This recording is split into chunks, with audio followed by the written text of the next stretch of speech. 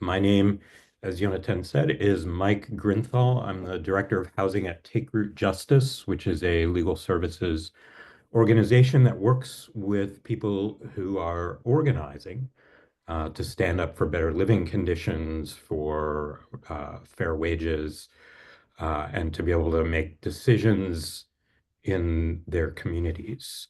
Let me do a little sharing my, and let's just see. So people should now be seeing a slide with a picture. It says correct construction is harassment. I see some thumbs up. Great. All right. Um, so before I start, I want to give a little bit of context. I'm going to be talking a lot about what the law says and um, how you can try to take action to enforce rights under the law. But all the laws that we're going to be talking about tonight actually came about as a result of tenant organizing.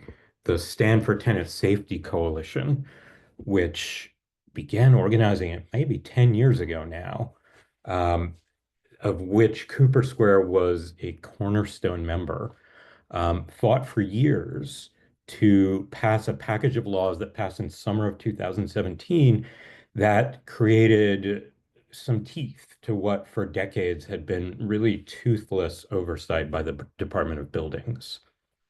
And Jonathan, if there's anything you want to say, I think there's a lot to say about the organizing here that I am probably not the right person to tell about. So I'll just pause and see if there's anything you want to add about that history. That's fine. Yeah, I won't say too much on it other than you are correct. It's been 10 years, actually maybe a little more than 10 years, closer to 12, uh, probably 12 years since we started organizing in the East Village and the Lower East Side around this issue specifically. And then I would say 10 to 11 years when we built out a citywide campaign that eventually became Stand for Tenant Safety. And the picture right here, where we see Mark Levine and Carlina Rivera and a number of tenants exhibiting uh, some wonderful power on the steps of City Hall, is actually one of our rallies that we held years ago to push for better legislation and more targeted legislation to address the issue of construction as harassment. Um, it was something that we noticed in the neighborhood as we were organizing tenant associations. Everybody here tonight can probably rattle off 9 or 10 different things that your predatory landlord has, bad acting landlord has engaged in that you would define as tenant harassment. But we found that a lot of the construction that would accompany when landlords newly purchased buildings was not talked about that often. The buyout offers, the threats of eviction, the getting the rent mixed up, the rent bill errors, this, that, and the other. A lot of that stuff was obvious, but we found that there wasn't a lot of organizing and a lot of attention paid to what happened to the building after. And not just the physical effects of construction, but what unsafe, unpermitted construction especially was meant to do indirectly to tenants. So this was kind of a way to get you to leave without telling you to get out. And one of the things that we found out in sort of raising this issue and trying to think about solutions on the ground, legislative solutions, policy solutions, was that the city wasn't really equipped to deal with this on any level. The Department of Buildings wasn't equipped. There wasn't strong enough legislation to really draw attention to this. And so that necessitated organizing around this. A number of you that are here as tenants have participated in one way or another, joining a meeting about this, showing up at a rally. Um, and and yeah, we're at the point now, 10 years later. Certainly it's not an issue that has been solved, but it's an issue that we've made a lot of inroads in through tenant power, through community power, and we have the opportunity to really talk about kind of what is possible now to address this issue on the ground. Um, so yeah, I'll throw it back to Mike, but that's just my little preamble on the organizing that's taken place around this over the last decade. Thank you, Jonathan. Um, we lawyers know the law, but organized tenants make the law. So keep making laws for us to know, please. While we're going, if folks have access to the chat, and I know it differs depending on what device you're on, it'd be great if you could drop your name in, and if you're comfortable putting your address and the name of your landlord. That would be really, I'm interested to see that. So I'm going to go forward. And also, if you have questions as we're going, you can drop that into the chat. And Jonathan and Anna and Cindy, can I ask you just to keep an eye on that? And if there's something that is like a clarifying question as we're going forward, please feel free to just interrupt me so that I can answer that in the flow. Okay. So, construction as harassment. Um, So we're going to first let me introduce TakeRoot Justice, and then we're going to talk about overall what construction as harassment is, the forms it commonly takes, and what legal protections there are for tenants. And then finally, we're going to talk about how we can use those protections. And in the end, we'll have time for questions and answers. So as I said before, TakeRoot Justice, we're a nonprofit legal services provider. We work with people who are organizing. We provide legal and research and policy support. In fact, the picture on the first slide was the cover of a report that was prepared some years ago by the Stanford Tenant Safety Coalition with TakeRoot, using tenant stories and tenants interviewing their neighbors to draw a picture of what was going on for people in their actual lives. All right. So, construction as harassment. Um, HPD defines construction as harassment. And first, let me just say the fact that HPD defines construction as harassment at all is because of tenants. Nobody talked about construction as harassment until tenants named it and started talking about it.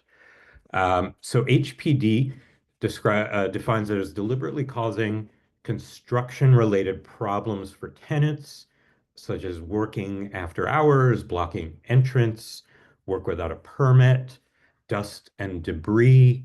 Um, those are just some of the things. Examples include things like interruptions of utilities and essential services, failure to timely provide repairs, even though there's a lot of work happening in the building. Somehow there's no capacity to do work on the units that people are actually living in. Failure to correct dangerous conditions or even creating dangerous conditions through the construction. Um, and the motivation for construction as harassment, I think, is not going to come as news to the people on this call, but it is based on the pressure, the incentives that landlords have to drive tenants out, to get empty buildings. Until 2019, um, a big incentive was that if they could empty a building, they could usually deregulate it and rent it out at market rate. Um, Again, I know I sound like a broken record again because of tenant fighting. That can no longer happen since 2019, but there are still plenty of economic incentives for landlords to get rid of tenants. It still does create opportunities to increase the rent, to change the layout of the building, which can involve some runarounds that allow landlords to increase the rent by a lot more than rent stabilization ordinarily would allow them to. So obviously, when your home is turned into a construction site, that is incredibly stressful and physically presents a hardship. Um, it can range from landlords just sort of doing like a malign neglect, like I'm going to do some renovation and I'm just not going to try too hard to make that livable for the tenants, to really deliberate actually destruction of things in such a way so as to maximize the discomfort and the unlivability for tenants. In fact, I remember years before the Stanford Tenant Safety Campaign, when the city first passed the tenant harassment law in 2018, the very first case filed in housing court under the tenant harassment law was a construction as harassment case. Um, and I'll just say at the time, uh, those of us who were working on it called it the bag of dead cats case. And I'll just leave that there. So obviously, rent regulated tenants have a target on them because they're paying less than a landlord believes they could make on the market, and especially in the neighborhoods where Cooper Square organizes. Uh, there are ways under the rent stabilization code that the same work that is making tenants' lives a living hell can also be a basis to increase the rent. So, after tenants have borne the brunt of living in a construction site, landlords can apply to DHCR for things like major capital improvements or apartment improvements that they used to raise tenants' rent. It used to be permanently. Right now, an MCI can only last 30 years only. Um, and we'll see how the fight between tenants and landlords plays out for the next 30 years to see whether that's still the law in 30 years. Um, now the agency that's supposed to oversee all of this is the Department of Buildings, right? To some extent, HPD, but construction is uniquely the business of Department of Buildings. They oversee it, they regulate it, and they're the ones who are supposed to stop it when it is not safe. But historically, Department of Buildings it's a black box. It's very hard to get responses from. It's very hard to figure out how things work internally. Landlords hire people, expediters, just to interact with Department of Buildings. Tenants obviously usually cannot afford that. So, and I'd actually be interested as we go, if I name something that you have experienced in your building, um, put up your digital hand, or if you aren't able to do that, you can drop something in chat too. I'm just interested in, because I know that to some extent I'm talking to people who live this. So common forms of harassment, dust, especially lead dust in the building. I mean, the buildings we all live in were built long before lead paint was outlawed. Um, Collapsed ceilings. I mean, there's only so long somebody can take a sledgehammer to the floor above you before it turns into a hole in your ceiling. Cracked floors, construction debris in the hallways, shutoffs of utilities, because often for tenants to work on for landlords to work on building systems, they shut them off. Um, uh, Obviously, excessive noise. You're living in a construction zone. Fumes, vermin, because again, very often construction sites mean removing doors, removing windows, leaving buildings open. And while there are ways to cover up those openings, uh, it's very easy not to. And finally, um, the construction debris can block egresses. I've seen literally, though, landlords remove staircases so that tenants woke up in the morning, got dressed, took a shower, probably took a shower before they got dressed, had some coffee, went out and found that there were no longer any stairs to go downstairs. Um, and of course, water leaks. I mean, if you're going to do all of this, yeah. So I see some hands. I see some in the chat. Everything so far I've experienced, I've had everything you said. Um, I'm really sorry to hear that, but also applaud the organizing you've done and not sitting back and taking it. And of course, people also lose personal items, personal belongings. So, you know, all construction is difficult to live around.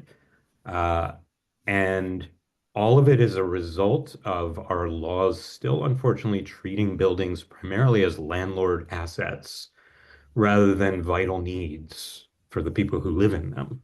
And so landlords still have tremendous discretion, lots of latitude to, to do what they want with their buildings, even if it interferes with people's ability to live there. Still, there have been laws passed and there are lines that have been drawn, right? So things that are illegal, that could be harassment or that could violate DOB regulations, unannounced utility shutoffs, um, unsafe and unsanitary living conditions, construction outside of permitted work hours, which is between 7 a.m. and 6 p.m. on weekdays, which is already a problematic time period.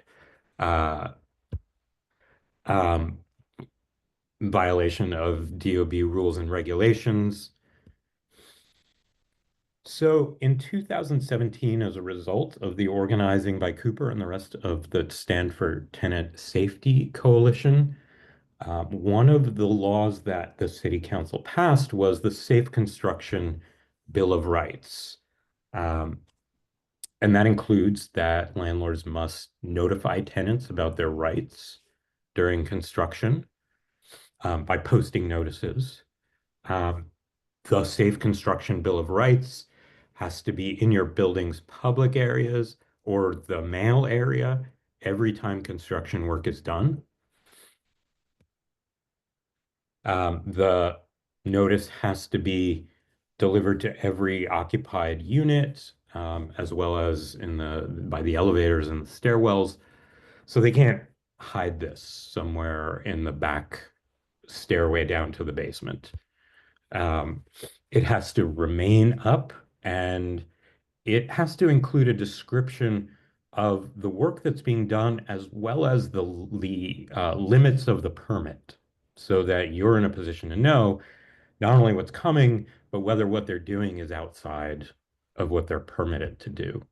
Um, it's got to be in English and Spanish, and it has to include this information, the type of construction, where in the building it is, the hours when it will be going on, how long it will last, how many days it will last, what's the expected end date, whether there are going to be any service interruptions, and how those will be minimized. So the landlord is required to take steps to minimize that, even if it makes the construction job more expensive.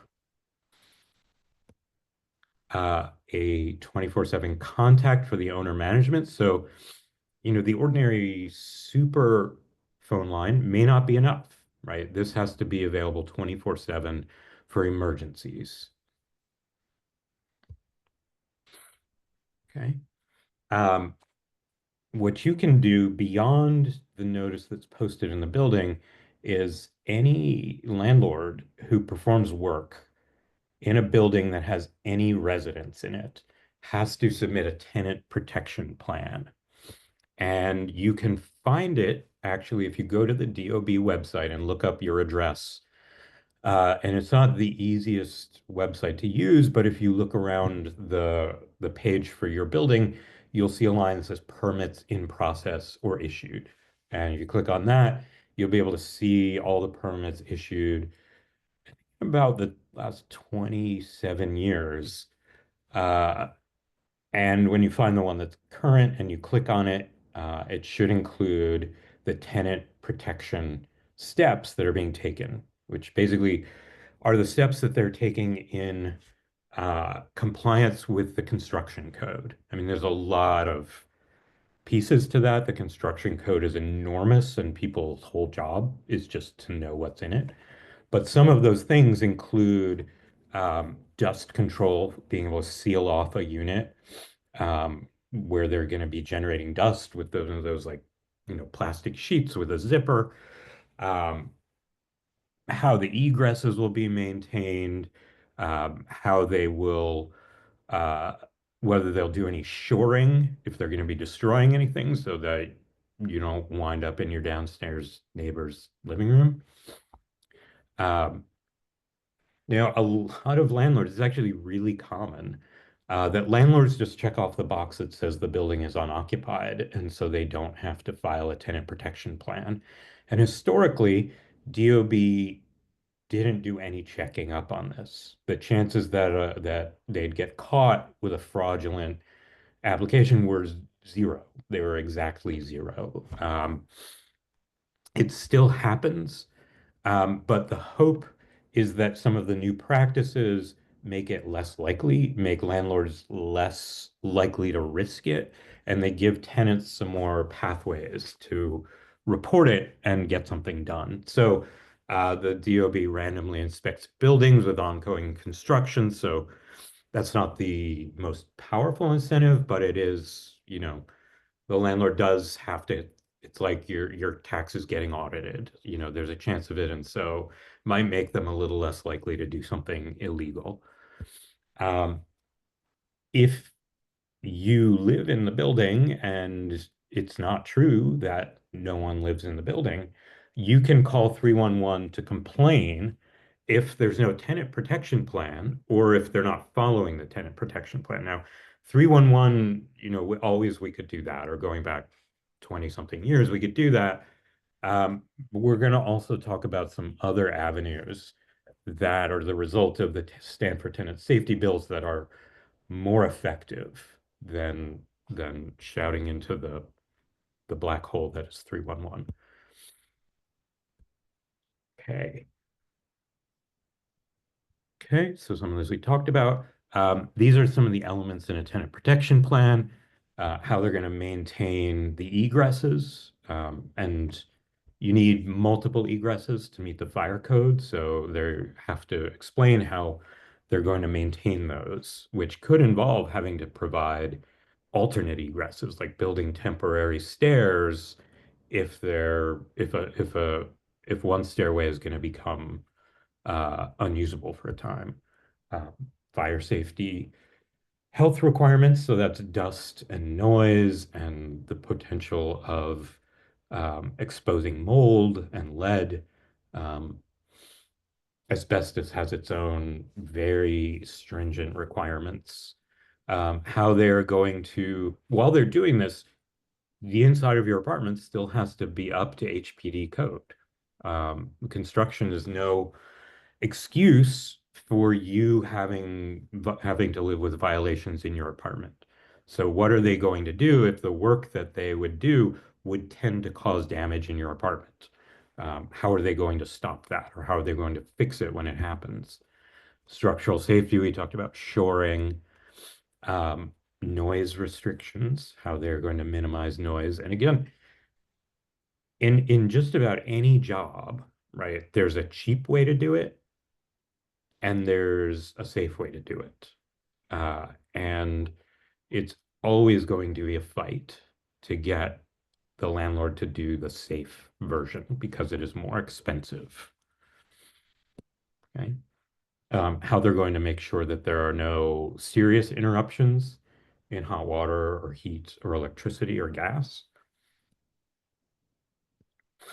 Uh, the tenant protection plan actually has to be posted in the building now. Tenant protection plans are actually, if they're proper, they're pretty long. Um, so in my experience, when they get posted in the public areas, they get a little thrashed and tattered. So it's always good to check online at on DOB's website so that you can see the whole thing.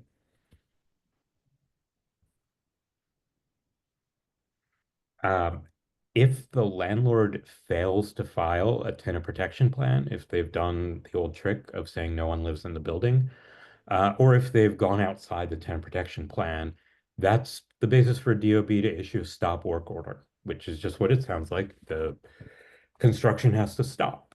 And there are fines and further violations if it doesn't stop. Uh, Now, this is a much more useful way to reach out to the Department of Buildings. This was created in the 2017 laws. The Department of Buildings has an office of the tenant advocate, um, where you can call and you can actually reach a person. And the person has some ability to find out within DOB what's going on. They have the ability to get information. They have the ability to connect you with decision makers in DOB. So the tenant advocate is a fairly empowered position. And the current tenant advocate, Sarah Desmond, was actually a tenant advocate for many years and used to be the director of the housing conservation coordinators in Chelsea. So um, she has some idea of what's at stake.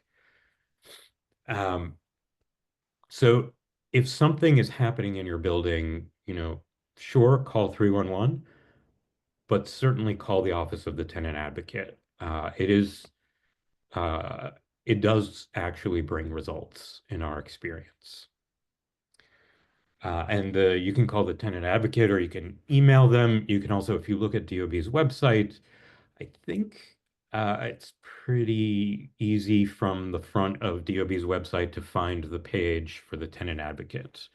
I haven't looked at it for a while, but I think if you even just Google DOB tenant advocate, you should get there.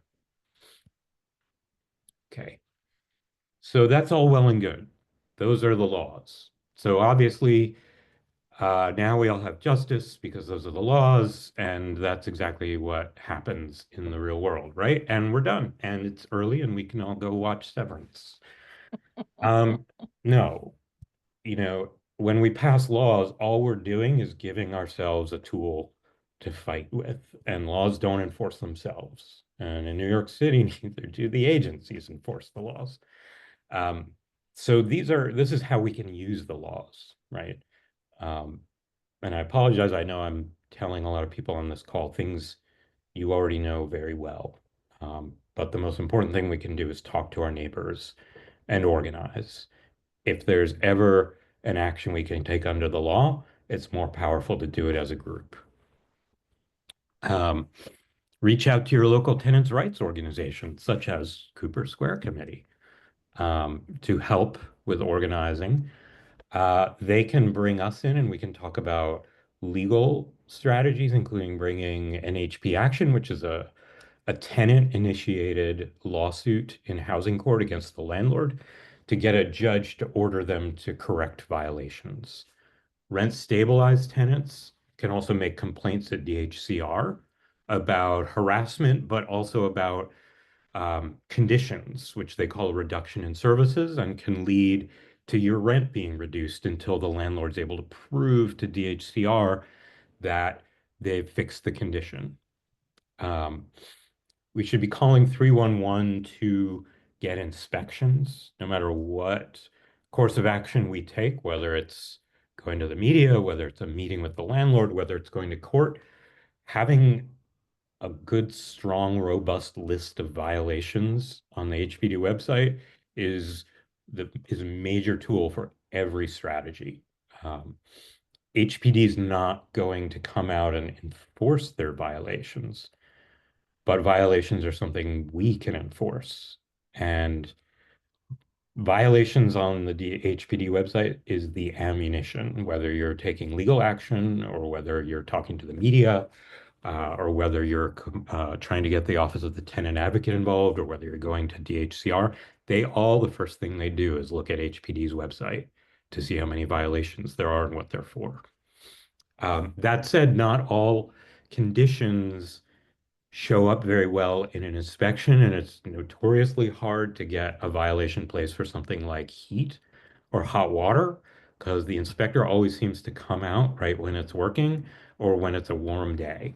Um, so, most of the time when we litigate, when we go to court over heat and hot water, we don't rely on HPD violations. We rely on logs kept by tenants.